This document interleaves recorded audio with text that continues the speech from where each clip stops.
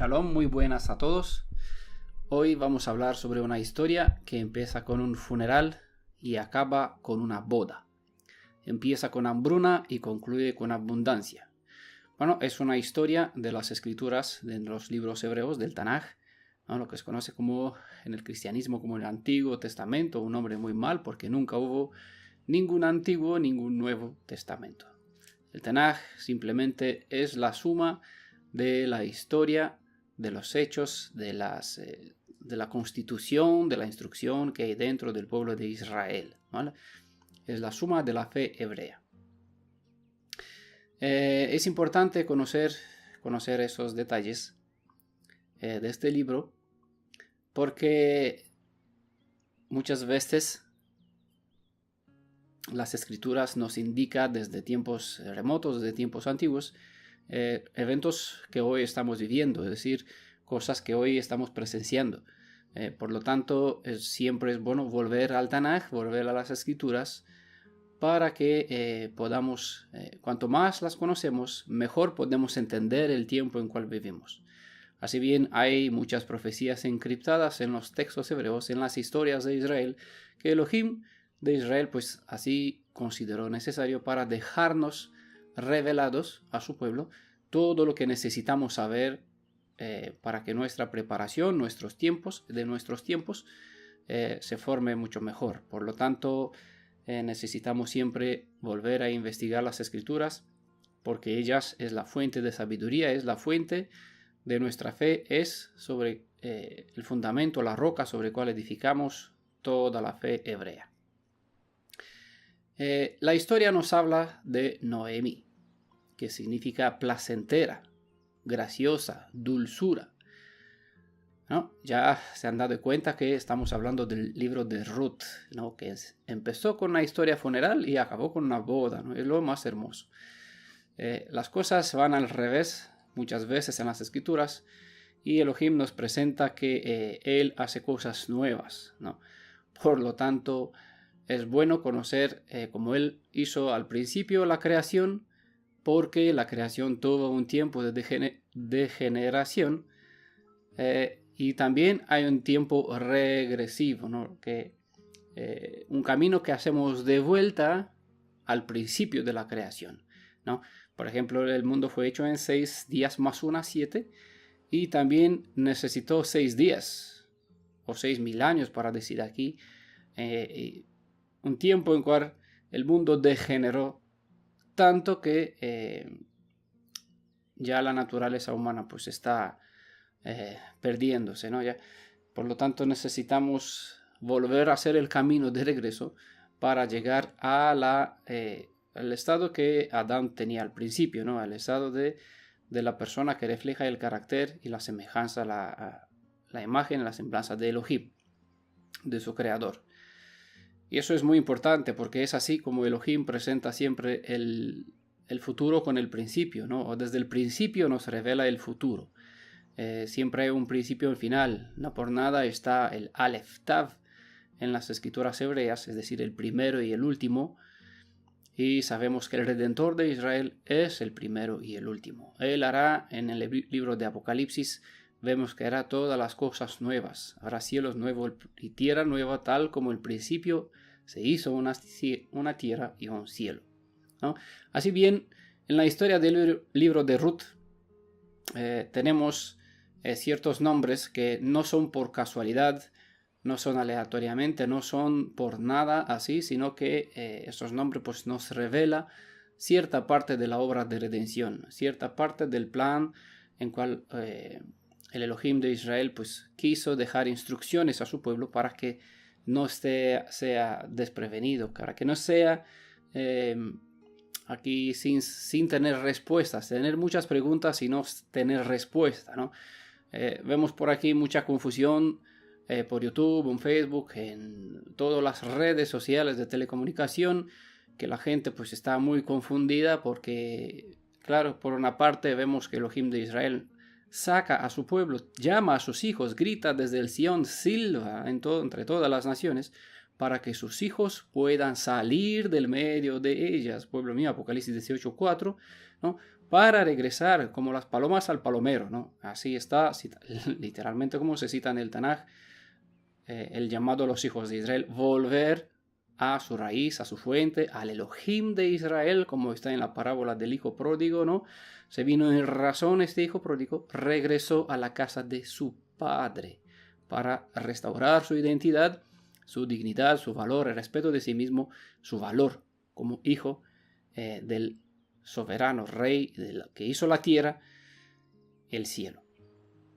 Bueno, en esta historia está encriptada la respuesta a muchas preguntas, porque se revela la situación en cual nosotros vivimos. Hoy muchas personas pues andan, como les decía, confusos a causa de que sabe que por una parte Elohim llama a su pueblo a purificarse, ¿vale? Para dejar de, borrar los nombres de los falsos dioses de sus labios, por ejemplo, ¿no? Aprender que el fundamento de las escrituras hebreas, de las palabras hebreas, tiene un significado que lo hace diferente de las demás traducciones del mundo. Por lo tanto, no es lo mismo, aunque parece que es lo mismo Elohim con Dios o Mashiach con Mesías, ¿no? Así que, aunque se parece que es lo mismo, lo parecido no es igual, ¿no? Es aquí una llave, un detalle que hace diferente la fe hebrea, el fundamento hebreo, en comparación con todos los demás. Por lo tanto, el pueblo de Israel está llamado a salir fuera, a separarse, a purificarse para volver a sus raíces. Pero el hecho, lo que se puede observar, es que en el mundo hay tanta confusión, tanta oscuridad, porque que incluso que la gente que están haciendo el camino de regreso a su fe, a su identidad, a sus raíces, ahí están llamando, por ejemplo, hermanos a los cristianos, o considera que el imperio cristiano es la casa de la fe, como algunos hermanos pues los están llamando, ¿no?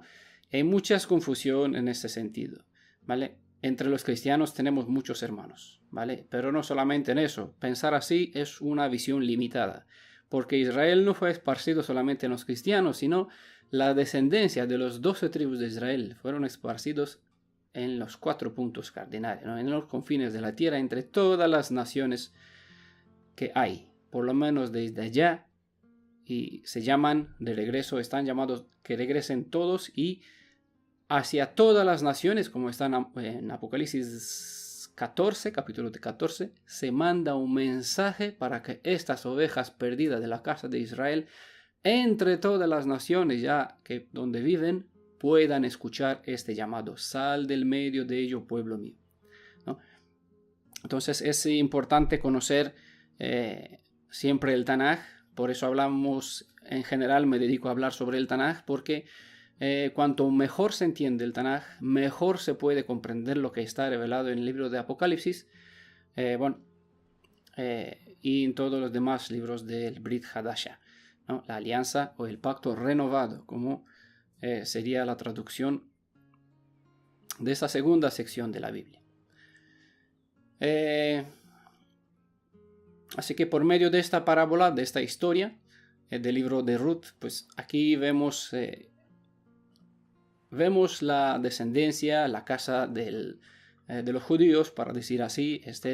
Saben que el reino de Israel fue dividido en 2 reinos, ¿no? El reino del sur en la tierra de Judea, y el reino del norte en la tierra de Samaria, y bueno, en esta parte. Por lo tanto, Israel siempre aparece en las escrituras, en profecía, en esta forma dividida, ¿no? Hasta, como observamos en Ezequiel capítulo 37, que por fin las 2 varas serán hechas una de nuevo, una en Yeshua, en la mano de Yeshua, ¿no? El Redentor y Elohim, el Melech, el Rey de Israel.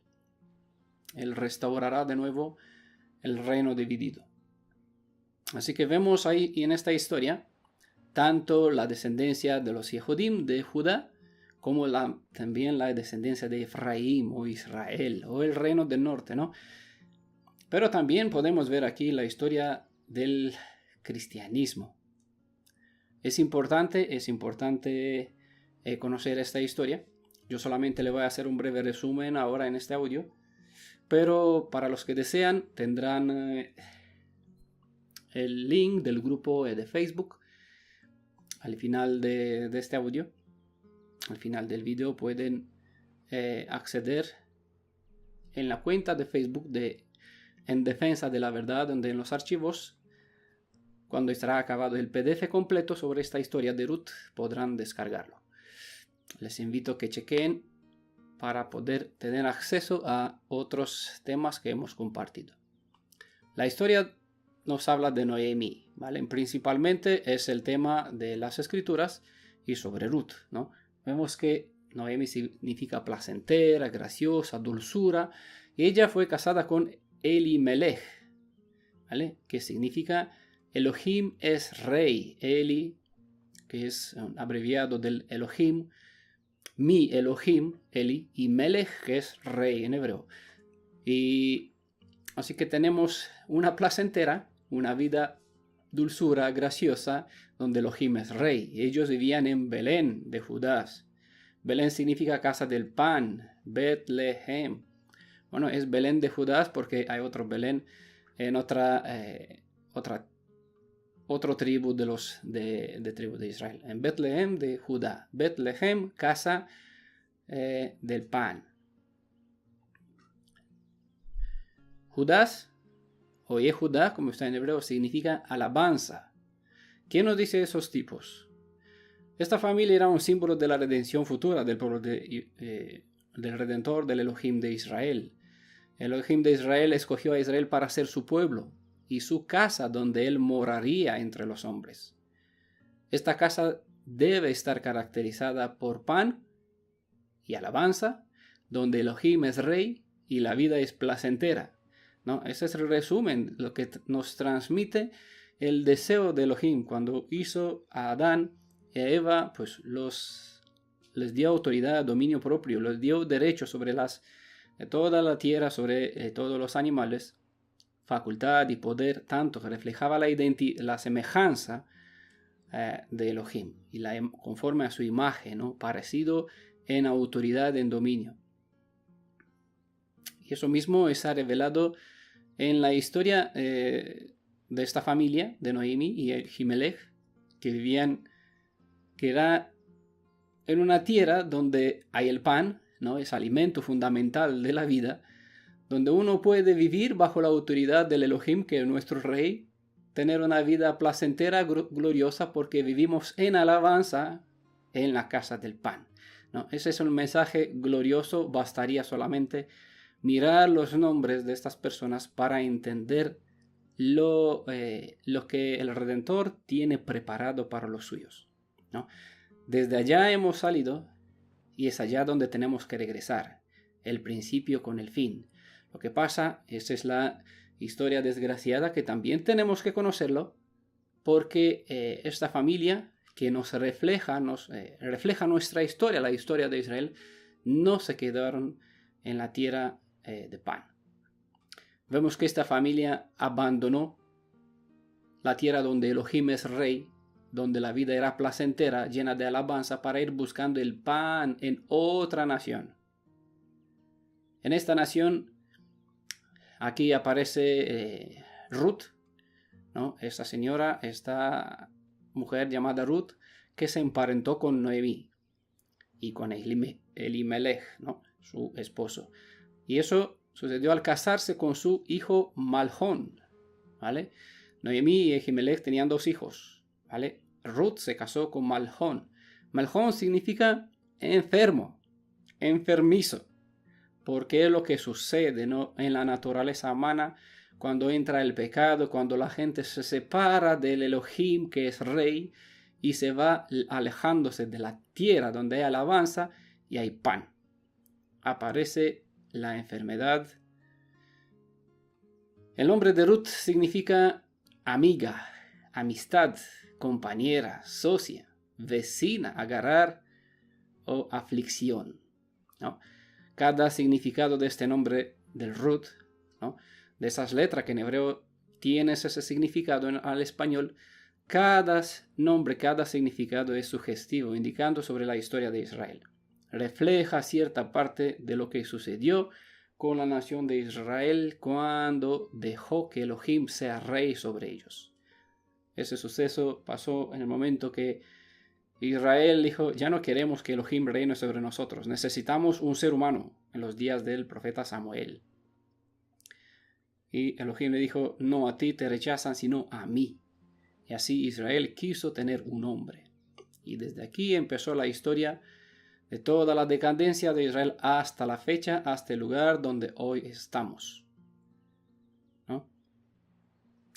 Para entender el origen de Ruth, debemos conocer la historia de su pueblo.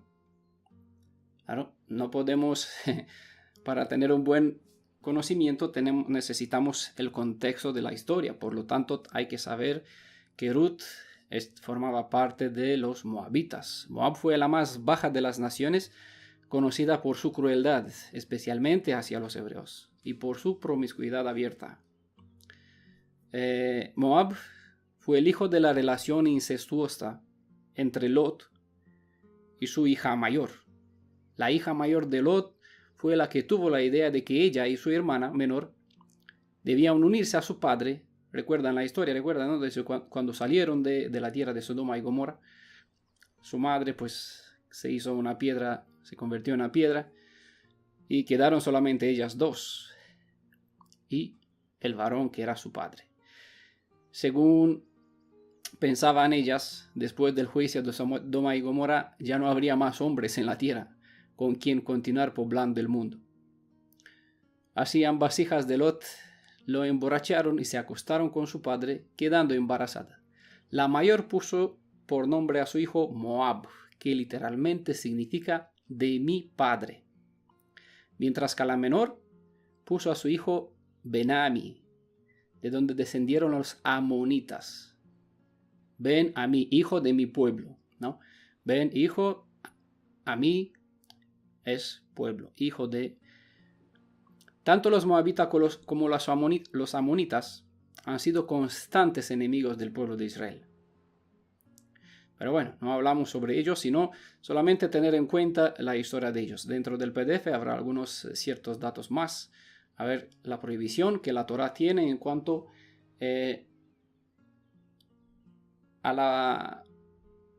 al hecho que un israelita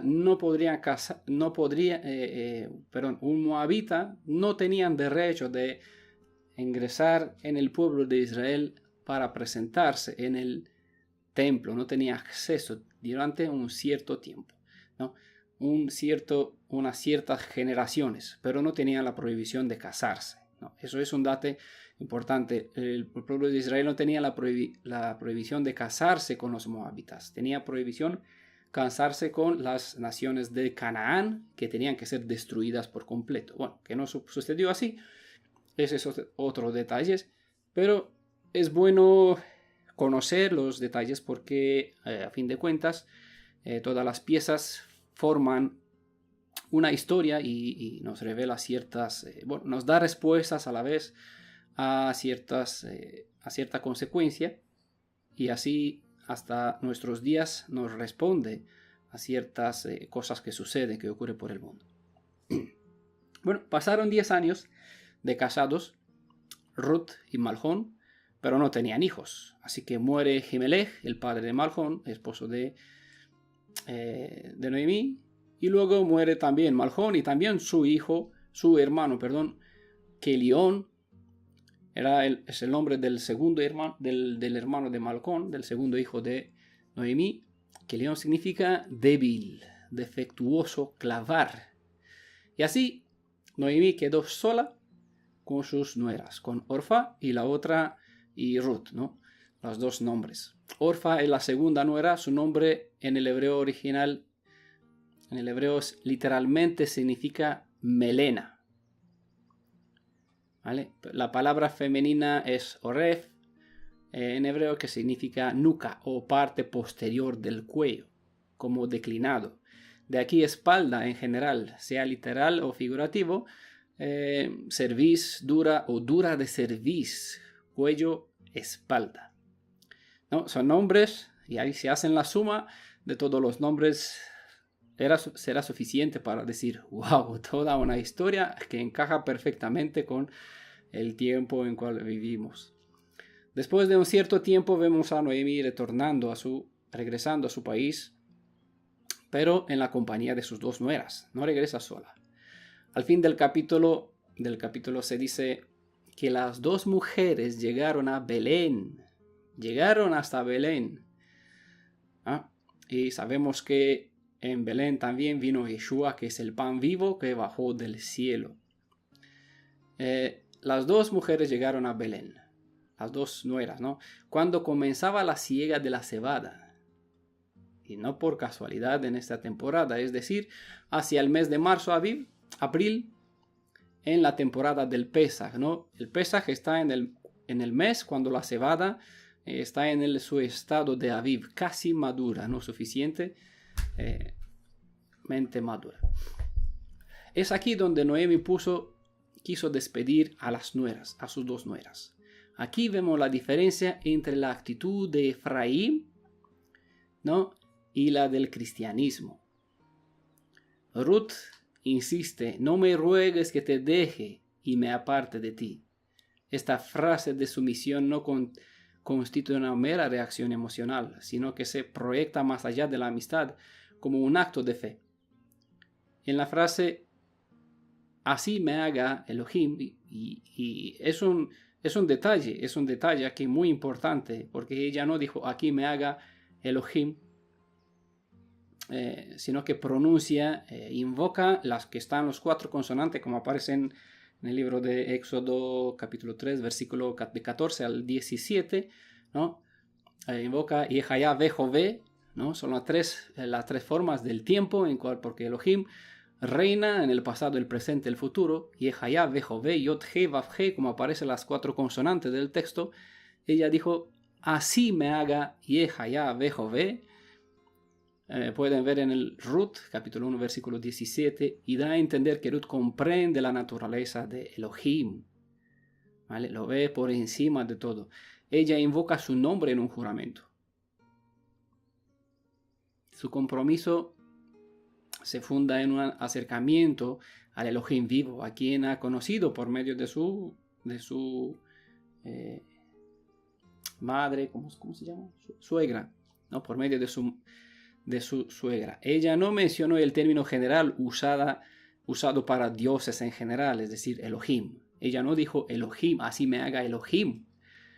Es decir, el nombre del Elohim vivo, en el nombre del Elohim vivo que ella invocó en un juramento, reconoce su supremacía sobre todo. Además, refleja ya su fe en él. Si solo hubiese dicho así me haga Elohim, esas palabras de juramento se podrían entender como una oración a su antiguo dios Kemosh, el dios de los moabitas.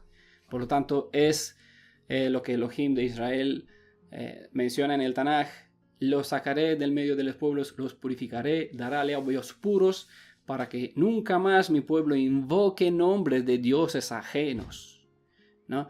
Ya sabemos también que el Elohim de Israel no comparte su gloria con los ídolos. Así que no lo podemos confundir y decir, bueno, Elohim, Dios, aquí es lo mismo. No, Elohim es Elohim de Israel por un contexto bien claro dentro de la fe hebrea, dentro de las escrituras, mientras los demás Elohim del mundo, dioses, no pueden confundirse con el Elohim de Israel. Siempre está enfatizado: yo soy tu Elohim, yo soy Yod Hei Vav Hei, o Yehaya Vejové, o yo soy tu Salvador, tu Rey, tu Esposo, el que te salvó. El Elohim de Israel, Padre de Israel, siempre está enfatizado así. Nunca se usa a la ligera, al general, Elohim, ¿no? En este caso, Ruth entendió bien esta diferencia, porque el Elohim de Israel no es uno cualquiera, sino es Yehaya Vejové, el que reina en el pasado, en el futuro y también está en el presente, ¿no? Eso porque entendió la identidad de Elohim más allá del propio nombre. Ruth era una moabita, ¿no? Es interesante este hecho, pero eso no le impidió adorar al verdadero Elohim, ni tampoco impidió a Elohim aceptar su adoración y colmarla de grandes bendiciones. Tengan en cuenta porque de esta mujer más tarde nació David. Desde David también salió Yeshua el Redentor, ¿no? Por lo tanto, esta mujer es padre de las patriarcas, para decir así, del linaje de Yeshua, de la madre de Yeshua.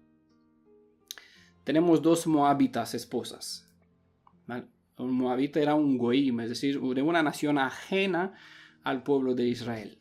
Moab es un símbolo del mundo lleno de idolatría, de sodomismo, espiritismo y todas formas de falsa adoración. También es un símbolo en que se convierte, en lo que se convirtió, mejor dicho, la casa de Israel, es decir, los 10 tribus que deambulan por el mundo sin dirección, sin fiestas, sin templo, sin sacerdotes ni sacrificio, según está escrito en Oseas capítulo 3 versículo 4, ¿no? Entendiendo eso por medio de Moab como un símbolo simbólico, ¿no?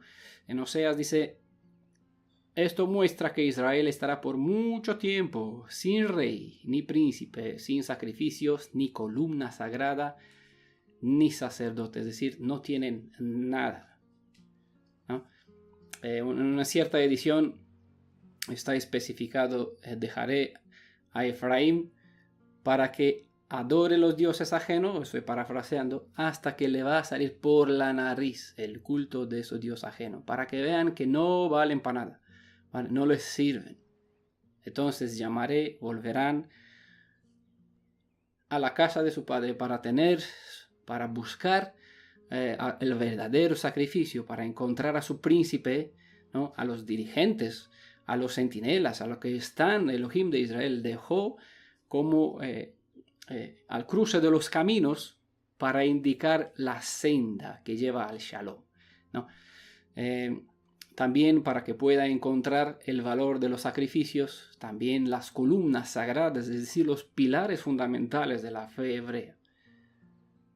Y allá tener acceso a personas que no serán sacerdotes en el sentido literal, pero en el sentido de la función que tenía que hacer un sacerdote, cosas que en el pasado pues solamente los sacerdotes se dedicaron a traer sacrificios, matar animales, aquí a hacer una obra, un ritual, ¿vale? Por lo más importante de esa obra no hicieron. Por lo tanto, Yeshua le quitó este privilegio, dándolo conforme él consideró, a quien consideró que es apto para que cumpla esta función de dirigir el pueblo, como la obra de Elías, ¿no? de Yohanan, el primo de Yeshua, Juan el Inmersor, que cumplió la función de tratará de restaurar los hijos con los padres, ¿no? Con el Yeshua y con su padre, conforme Malaquías 4, capítulo 4. Mientras la otra, es decir, Orfa, es un símbolo que representa la actitud del mundo cristiano, del cristianismo, ¿vale? Y cristianismo como imperio, ¿vale? No me refiero a los cristianos en sí. Los cristianos, pues entre ellos hay muchas ovejas perdidas de la casa de Israel que llegaron allá.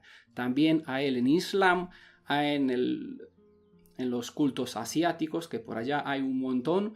En África también tenemos muchísimos, hoy hay congregaciones que han despertado, también en China, en Corea, en Afganistán, en Filipinas, ¿no? Donde hay otros cultos que no son cristianos, no siempre hay que venir. En India también hay grupos de personas que vuelven a buscar su raíz, ¿eh? Buscar al rey, al príncipe, los sacrificios, la columna sagrada de los pilares. ¿Por qué? Porque el tiempo ya se acabó para Israel, así que es llamado regresar. Ya mucho tiempo, según Oseas 3, versículo 4, mucho tiempo, que más o menos son unos 2800 años, finalizó. Falta poquito, porque hay también un tiempo para la casa de Judá, pero de momento ellos están bajo el velo, todavía no le llegó el día para exaltar al que vino en el nombre del Elohim. ¿no? Según Mateo, los últimos versículos de Mateo capítulo 23, tu casa estará vacía hasta, ¿no? Aquí hay una unidad de tiempo, hasta que, ¿no? Bueno, no es parte de nuestro tema, yo solamente quiero dejar alguna semilla para que aquí broten la curiosidad y buscar a encajar los asuntos. Ruth es una figura del pueblo perdido de Efraín, ¿vale? No me voy a dedicar hablando sobre Orfa, sino sobre Efraín porque yo soy Efraín y sirvo para las ovejas perdidas de la casa de Israel, ¿no? Por esta razón, en general, estoy hablando sobre Efraín, aunque muchas veces estoy hablando sobre los Yehudim, como Noemí, como en este caso, que Noemí representa a la casa de Yehuda, y a veces sobre Ruth, sobre Orfa, que representa, ¿no?, el cristianismo. Ruth es una figura del pueblo de Efraín, que siendo extranjera al pueblo de Elohim, de Israel, es redimida por Boaz, ¿no? Como se pronuncia también, Boaz. Boaz es un símbolo de Yeshua, que es el Redentor. Aquí hay un plan de redención bien establecido y respaldado por las leyes de la redención que está en el libro de la Torá, el libro que Moisés escribió en la presencia de Elohim durante los 40 días que estuvo en varias ocasiones en la cima del monte Sinaí. Aquí escribió Torá. Prácticamente este libro que Moisés escribió es Torá. El libro de Éxodo, Deuteronomio, no es Torá. Contienen, a ver, espero que me escuchen y que entiendan, ¿vale? El Levítico, Números, Deuteronomio. Aquí, esos libros que son considerados tanto por el judaísmo como por los mesiánicos o los cristianos, Torá o lo Pentateuco, ¿no? Prácticamente contienen el libro que Moisés escribió, que literalmente es Torá. Torá es el fundamento de la nación hebrea, o en otras palabras más modernas, el libro de la Torá que Moisés escribió allá en esa ocasión en la cima del monte de parte de Elohim, es la constitución de la nación de Israel, ¿vale? Espero que entiendan el concepto. Obviamente toda la palabra de Elohim es instrucción, ¿vale? Todo lo que hay, en todas partes, cuando Caín mató a Abel, allá tenemos algo que aprender. De allá sacamos, no es Torá, pero se puede, como se puede sacar una instrucción, una enseñanza, algo así se da por lo tanto, por amplitud, por general, que la Biblia contiene la palabra de Elohim, la instrucción, los mandamientos, bueno, hay en los leyes, en los profetas. Pero hablando literalmente de la Constitución, eso es el libro que Moisés escribió, ¿no? Allá tenemos en el libro que Moisés escribió, que está dividido en el libro, principalmente en la mitad de los libros de Moisés, de los 5 en el libro de Levítico. Aquí están escritos principalmente las instrucciones que están en la Torá. Allá podemos ver las leyes de la redención. Así encontramos a Boaz como un símbolo, un tipo para Yeshua. Boaz significa en hebreo rapidez, prontitud, poderoso en la ley, la fuerza está en él. Tal vez alegría, complacencia, ¿no? Esos son los significados. Boaz protege y provee para Ruth mucho antes de que ella se case, es decir, antes que Efraín sea esposa, Boaz ya proveyó, le envió alimento, ¿vale? Si observan los detalles se darán cuenta la similitud entre lo que sucedió en el pasado y lo que Yeshua está haciendo. Lo estamos comprobando ya en otras ocasiones, en varios PDFs muchas veces he hablado sobre lo que Yeshua hizo antes de que llegue el tiempo. Ya vemos que proveó para Efraín camino de regreso, pilares de culto, está preparando en el desierto mesa, aguas vivas, un camino en el desierto donde hay peligro, donde los animales, las bestias no pueden dañar. Por eso dijo Yeshua, en un camino de paz será vuestra salvación, la redención, porque estás tan seguro hecho este camino preparado desde antes, ¿no? Allá tenemos manjares y ríos de agua viva, incluso en el desierto. Es algo que yo estoy compartiendo de lo que yo disfruto de parte de mi Elohim, y es lo que comparto, ¿no? Uno de los fundamentos principales de la enseñanza hebrea es recibir para compartir. Entonces, cuando uno más recibe, más comparte. Cuanto más comparte, más recibe, ¿no? Esa es la fuente de la bendición y de la alegría también. Así vemos como en esta historia como Boaz provee para Ruth mucho antes de que ella sea su esposa. Y ese es un cuadro perfecto de nuestro Adón, de nuestro Elohim, de nuestro Redentor, que es Yeshua. Vemos también a Ruth, Efraín en la parábola del hijo pródigo, como decidiendo si seguirá en la granja, ¿no?, del dueño a quien serviría, dando de comer a los cerdos, o regresar junto con Noemi. Allá estuvo, en este camino, estuvo Noemi y está todos los hijos de Israel. A ver, seguirá en la iglesia cuando Elohim dice: sal del medio de ellos, pueblo mío, cuando escuche el silbado, vuelven, regrese a Sion. O seguirá en medio de las iglesias, la congregación, los ministerios, los reinos por donde están divididos, o saldrán con Noemi, ¿no? Aquí es un tipo del reino de Yehuda en la historia de Noemi, que también regresó a la casa de su padre, ¿no? Ya vimos, y esto ya lo hemos vivido recientemente, Israel cumplió, la nación israelí cumplió 70 años desde cuando comenzó su camino de regreso, tal como sucedió con Ruth. Inició el camino de regreso en la compañía, ¿no?, como hemos visto en Ruth capítulo 17, en primer capítulo, en la compañía de sus dos nueras, ¿no?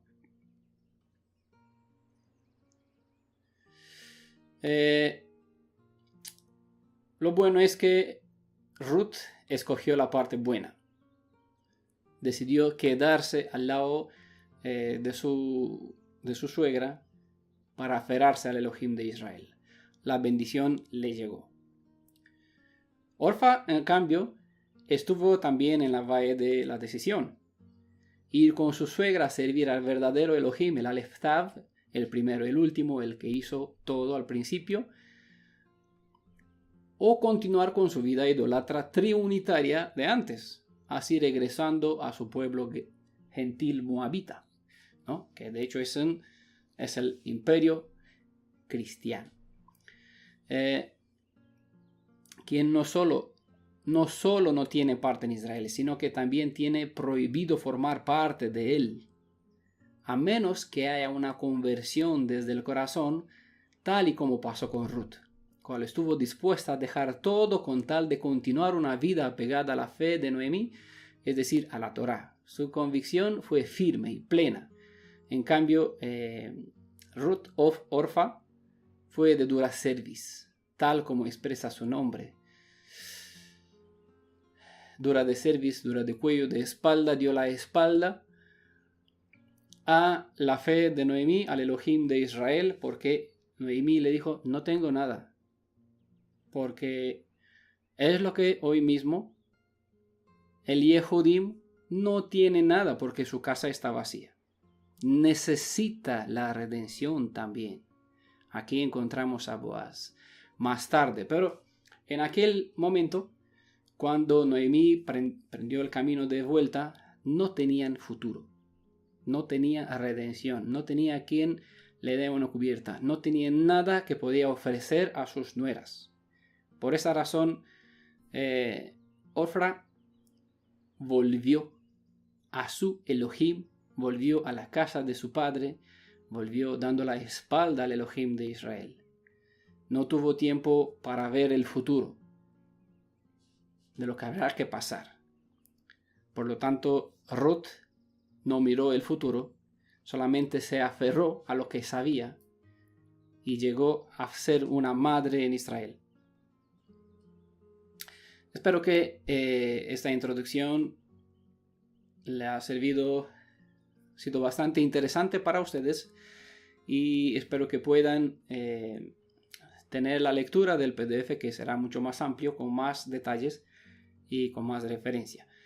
Sea que el Ruach de nuestro Redentor, de Yeshua, el Melech de Israel, el Redentor de Israel, puedan darle el discernimiento para poder ver la obra que se hizo por medio de esta historia, ¿no? El plan de redención revelado aquí en unas ciertas páginas del libro de Ruth,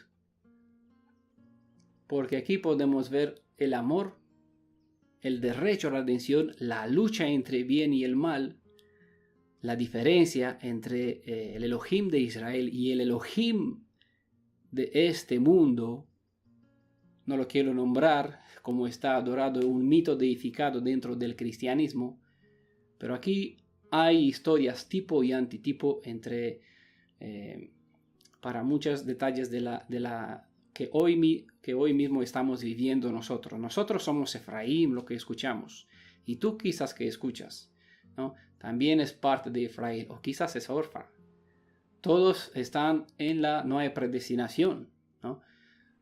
Todo Efraín llegó a ser Goim, es decir, en este contexto, moabitas, ajenos, una nación idolatras, una nación que perdió su identidad, porque por mucho tiempo estuvo sin rey, sin sacrificios, sin príncipes, sin columnas sagradas de culto, sin sacerdote, sin quien le enseña, por lo tanto olvidó todo. Llegó a ser nación, Goim, multitud, ¿no? Pero desde allá, cada uno está llamado y tiene el derecho de salir, todos los hijos de Israel. Y también hay un derecho para el extranjero que no es Israel, un gentil, ¿no? Que no es Israel, también puede aferrarse, como Ruth, una moabita, se aferró y llegó a ser considerada como una nacida en casa conforme a la ley que Elohim dio, ¿vale? Así, un extranjero que se une al pueblo de Israel puede tener derecho a ser redimidos, puede gozar de la bondad de Boaz, ¿no? Puede recibir lo que el Boaz, que es el Redentor de Israel, Yeshua, provee, porque ya están al alcance, a la disponibilidad, a la disposición de todos cuantos escuchan. No por nada, entre todas las naciones se escuchan.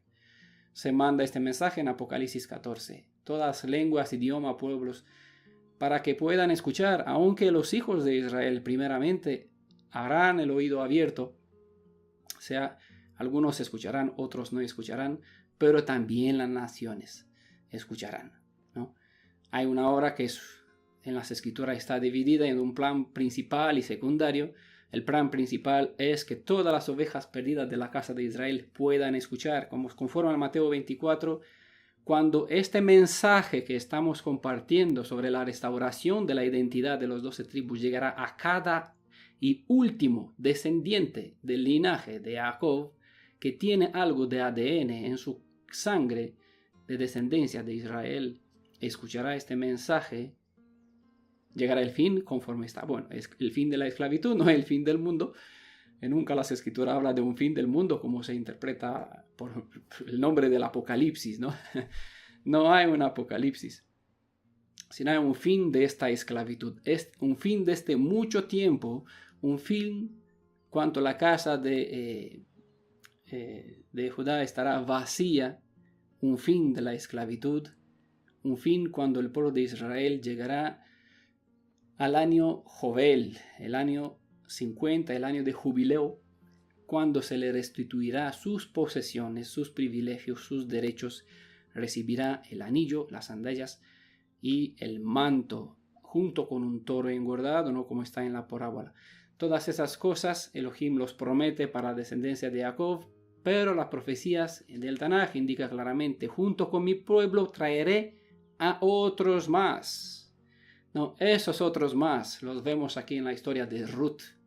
Esos otros más también los vemos aquí en un derecho que un moabita puede decidir aferrarse, a dejar a su Moloch, a su Kemosh, a su Jesús, Tamuz o como más lo llama Krishna por todas las naciones y aferrarse a Yeshua, el Redentor y Elohim, el Salvador, el que provee, el poderoso en la ley, lleno de plenitud, rapidez en salvar, porque la fuerza está en él, la alegría, la complacencia, ¿no?